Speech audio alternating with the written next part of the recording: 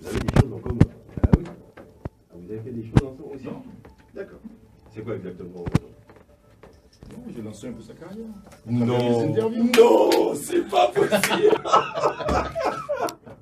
C'est vrai. Ah oui. Oh là là. Elle va confirmer tout à l'heure. D'accord. Quand on passe avec le grand Eddie Planté, on fait une grande carrière. Prochain rendez-vous avec les infos 17 et 18h sur RCI. Le flash d'Europe 1 vous est offert par l'électromatique. Je dis tout en direct sur Radio Karim International entre 15h et 16h, mais également en Facebook Live. On dit d'elle est considérée comme une voix exceptionnelle, une étoile, du jazz vocal. On laisse le jugement à ceux qui la connaissent, mais également ceux qui viennent à ses concerts et qui achètent les CD. Cet après-midi, on va tenter de mieux connaître cette dame qui s'appelle Tricia Heavy. Elle est l'invitée de notre émission. On se dit tout, on va tout se dire cet après-midi. En tous les cas, on va essayer d'en savoir un petit peu plus en venant et en sortant de cette émission. Émission en 3 volets, comme d'habitude. La première partie avec les dates importantes de notre invité, la deuxième partie avec les questions express, et puis on terminera avec les grandes thématiques en troisième et dernière partie de cette émission. Tricia Heavy, bienvenue sur Radio Karim International. Merci. Ça va? Ça va très bien. On est zen cet après-midi. On est toujours zen. C'est vrai? Oui. Toujours? Ouais, une grande majorité du temps. On va essayer de mieux te connaître Oui. à travers ces 3 parties d'émission, émission en 3 volets, avec la première partie, les dates importantes. Mais avant de commencer, je pose toujours cette question à mes invités. Quelles sont les personnes ou quelle est la personne qui te connaît très bien? Je dirais ma maman. Elle te connaît très bien? Ouais. Ouais. Elle me connaît pas mal. Elle connaît tout de toi? Tout, je sais pas. Ah, tu lui dis pas tout, alors, mais enfin, quand j'ai quelque chose à lui dire, je lui dis. Mais... C'est quoi, par exemple, quand tu as quelque chose à lui dire? Je lui dis, maman, regarde ce que j'ai fait, non, je l'appelle. Mais c'est souvent elle d'ailleurs qui m'appelle. Je devrais l'appeler plus souvent. Mais c'est elle qui m'appelle, elle dit, alors, qu'est-ce que t'as fait aujourd'hui? Ah ouais, elle te dit ça comme Oui, ça? alors, quoi de neuf? C'est ça, et tout.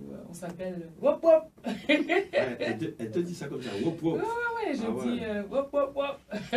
Voilà. On a des petits rituels comme ça. Ou quand on raccroche, avant de raccrocher, elle me dit, bon, comment dire Les nouveaux nous joignent. C'est quoi? Les nouveaux nous Les joignent.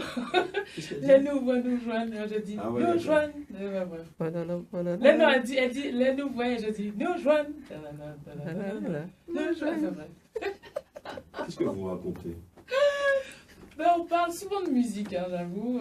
Vous parlez que de musique? La plupart hein, du temps. Ou alors, des fois, ma maman, elle m'appelle, elle me dit, tu te souviens de un tel? Alors, ça, c'est pas bon. Quand elle me dit Ah oui, ça, c'est que la personne a c'est que la cancel. personne n'est plus de ce monde, généralement. Donc, j'aime pas trop quand elle m'appelle pour me dire, oui, tu te souviens de la dame de...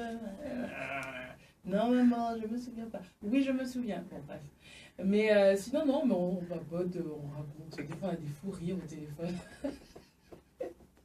On a quand même le même... Enfin, j'allais dire on a le même humour, mais je tiens mon humour d'elle. Donc, voilà. Et avec ton père? Avec mon père, alors avec mon père, c'est beaucoup plus pragmatique. Alors quand on s'appelle, c'est souvent pour... quand on organise des choses, par exemple, parce qu'on organise des tournées ensemble, mes parents et moi. Donc ça va être ça va être des choses un peu plus pragmatiques. Mais des fois, il m'appelle... ouais, ça arrive, il me dit, oui, je voulais avoir des nouvelles de ma fille et tout ça, voilà. C'est très conventionnel, quoi, finalement. Ouais. Non, mais en fait, on n'est pas du genre à s'appeler tous les jours, ça c'est sûr. Mais on pense tous les jours les uns aux autres, quoi. D'accord. Dans la première partie de cette émission, on va commencer avec les dates importantes. Alors, juillet 1987, je ne sais pas si c'est une date très importante. Dans tous les cas, tu as voulu signifier cette date, juillet 1987. Alors, ça augure quoi exactement? Un déménagement en Guadeloupe? Alors, en fait, je suis née à Paris. Ouais. À Bondy. Je suis née à Bondy. C'était une manière pour moi de pouvoir le signaler. Parce que je suis très fière d'être née là-bas. Vraiment, quand j'étais petite, j'étais contente de pouvoir dire moi, je suis née à Bondy. Parce que tout le monde est né à Pointe-à-Pitre. Donc, ça me permettait d'avoir quelque chose de différent des autres.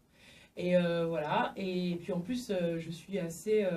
je suis bien à Bondy aussi. Maintenant, je suis retournée vivre à Bondy. Donc, quand j'ai eu 3 ans, mes parents ont déménagé en Guadeloupe. Et de 87 à 2006, j'étais en Guadeloupe et je suis repartie à Paris en 2006. Tu étais où exactement? Tu étais à Moule? J'étais au Moule, la plus belle commune. C'est vrai? Ah oui, j'ai comparé. La plus Mais, belle commune de la Guadeloupe, C'est la plus belle Selon commune toi. pour moi, dans mon cœur. selon toi. Pour quelle raison? Parce que j'ai grandi là, parce que les gens sont top, parce que le maire du Moule est bien, les choses avancent.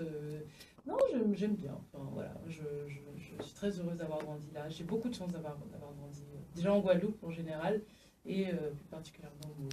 D'accord. En juin 2007, tu as l'obtention de ta licence de bio. Oui, alors, le truc c'est que je voulais être vétérinaire, donc j'ai fait de la biologie. Et arrivé en DUG, donc j'étais à Fouillol, Mhm. en deuxième année de DUG, je me suis rendu compte que vétérinaire, ça ne serait peut-être pas le bon chemin pour moi. Quelles étaient les véritables raisons? Mais alors, tu es trop comment ça? Non, en fait, c'est des trucs tout bêtes, mais bon, déjà, il aurait fallu que j'ai des notes Ah oui. bien supérieures à ce que j'avais. Les notes étaient Et très quand mauvaises. bien, non, elles n'étaient pas très mauvaises, mais elles étaient, pour moi, j'ai toujours un peu dans la moyenne, 12, Mhm. 13 de Il faut moyenne. avoir plus que ça. Il faut avoir dans les 18. Voilà. Et quand bien même tu les as, vu que le numerus clausus est bien plus petit que médecin, c'est pas dit que tu y arrives, quoi. Et donc il y avait plusieurs possibilités. C'était soit faire la prépa, donc partir à 18 ans à Paris. Mais mon père m'a dit, bon, t'es encore jeune, partir toute seule, peut-être qu'il y a une autre solution plutôt pour passer le concours. C'était laquelle la Et ben solution? c'était là de passer par le DUG. D'accord. Avec le DUG, deux années de DUG, on peut passer le concours C. Et donc j'ai fait ça. Et en fait, arrivé en deuxième année, je me suis dit, non, peut-être que c'est pas fait pour moi. Et donc j'étais un peu perdue parce que depuis l'âge de 12 ans, je savais ce que je voulais faire et tout ça. Et au final, j'ai eu mon DUG et je suis allée au moins jusqu'à la licence parce qu'avec un DUG, on ne peut pas faire grand-chose, quoi. Donc j'ai terminé mon cycle. Et je l'ai terminé à Paris. Et à ce moment-là, tu en parles à qui exactement? Est-ce que tu en parles? Ah, j'en ai parlé à mon papa, c'est mon papa qui m'a donné pas mal de conseils. C'est lui qui m'a dit, bon, avec un DUG, tu peux rien faire, donc au moins va jusqu'à la licence. Donc j'ai fait une licence d'abord à Fouillol, mais j'étais pas motivée. Et à l'université, il n'y a personne qui va te motiver si tu n'es pas motivé. Alors toi-même. c'était quoi exactement? C'était les cartes ou le domino? Ah non, pas du tout. Non plus. Non, même pas. Non. Ou autre chose en même temps? Même pas, non, c'était Non. juste que j'étais La pas... plage, la fête. Ben même pas. Le Ah truc ouais. c'est que non, je suis une petite jeunette très sage. J'étais pas à faire, j'allais pas en boîte. Ah ouais. Bon, à la base, je suis pas très boîte de toutes les manières, quoi. Le fait d'être enfermée, tout ça. C'est pas danser. J'adore danser, mais j'allais pas trop en boîte de nuit, pas D'accord. du tout. J'ai dû aller, si je te dis 5 fois, même pas. Ah ouais, t'as pas été plus de 5 fois en boîte de nuit. Ouais. Ah ouais. J'allais plutôt dans les soirées d'anniversaire où il y avait la D'accord. danse, tout ça, Ouais. que dans le boîte. C'est pas trop mon D'accord, truc. c'est pas ton truc. Et voilà, et donc j'ai eu. Après, je suis partie à Paris faire Mhm. ma licence de nouveau, et c'est là que je l'ai obtenue en 2007. 2007. D'accord. Et donc, avec cette licence, tu te dis quoi exactement? Est-ce que je vais continuer? Bah alors, fais quoi? je savais que je n'allais pas Je te pose la continuer question. parce qu'aller faire un master quand tu n'es pas motivé, ça ne sert à rien. Je ne voulais pas être prof, donc j'aurais pu faire un master et après devenir ou chercheur. Mhm. Je ne voulais pas être chercheur non plus. Donc, j'ai bifurqué vers l'immobilier. J'ai fait des études pour être agent immobilier.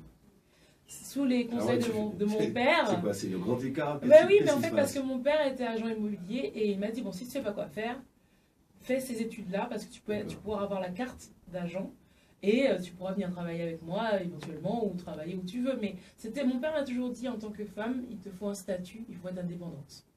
Donc, il voulait que j'ai un bagage pour pas me retrouver à devoir me marier avec un milliardaire. Ah ouais. Parce qu'il y a pensé. Ah non, pas du tout. C'est Non? moi qui dis ça. Bon, un millionnaire, ça aurait été bien. Ah ouais. D'ailleurs, non, je passe un appel. D'ailleurs, je profite de la radio Je pour profite faire de la passer, radio pour passer un appel. pour faire passer un Non, pas message. du tout, non, j'ai rien du tout. C'est vrai? On va en parler, t'inquiète, Ah. dans la deuxième partie. Tu auras le temps d'en parler. Et à Qui n'est l'issue pas millionnaire. Mais pas encore, mais ça va se faire. de ça, tu en parles également à ta mère. Oui, mais Tu ma parles. mère, elle a Et toujours... qu'est-ce qu'elle dit? Elle Ouais, dit, bon, bon, je sais pas, tu peux lui poser la question, elle est là, mais qu'est-ce qu'elle a dit? Qu'est-ce que tu as dit, maman? Qu'est-ce que j'ai dit? Tu as dit, bon, ben, tu fais ce que tu veux, Voilà. qu'est-ce que tu peux, tu fais ce que... Elle n'est pas contrariante, ma mère. Ouais.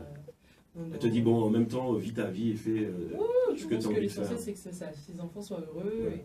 C'est ça. et ils sont là pour nous soutenir, quel que soit le chemin qu'on prend. Quoi. À cette période, en 2007, la musique a pris une part importante de ta vie ou pas? Alors, c'est en 2007 que... Alors, moi, je suis arrivée fin septembre... Enfin, je suis arrivée en septembre 2006. Et en 2007, j'ai rencontré le groupe de David Faker, Jazz on Begin, et c'était en avril 2007.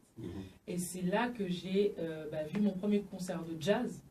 C'est-à-dire que ça évolue comment dans ta tête? En fait, je suis partie de Guadeloupe où, avant de partir de Guadeloupe, j'ai passé un concours de chant. Et à la finale, il fallait chanter un morceau a cappella et un morceau avec orchestre. Et quand j'ai chanté le morceau avec orchestre, j'ai eu une telle bouffée d'euphorie, de joie, de bonheur que j'ai attrapé Didier Zorobabel, que j'ai revu il n'y a pas longtemps. Et je lui ai dit, c'était l'organisateur du concours, je lui ai dit, c'est ça que je veux faire de ma vie. J'étais tellement... Tu lui as dit, Didier, je veux être chanteuse. C'est ça. Les mots, c'était c'est ça que je veux faire de ma vie. C'est quoi exactement, pour qu'on comprenne? Tu lui dis, je veux être... Je veux faire ça. Je veux faire ça. Je veux être sur scène. Tu veux être sur scène. Et chanter. Chanter. Tu vas en faire ton métier, c'est ça? Mais je ne savais même pas qu'on pouvait en vivre. À cette époque-là, j'ai juste passé un concours de chant. Et là, à ce moment-là, tu en parles à qui? Est-ce que tu en parles à quelqu'un même pas, de parce proche, qu'en fait, de ta mère, ton même père, pas, je crois les que gens, ton petit copain de l'époque? Ça s'appelle comment, le petit copain de l'époque? Je n'avais pas de petit copain. Ah, il n'y avait pas de petit copain? Non, je l'ai eu après. Après. C'est-à-dire que c'est beaucoup plus facile quand on est sur scène et on a un petit peu de succès.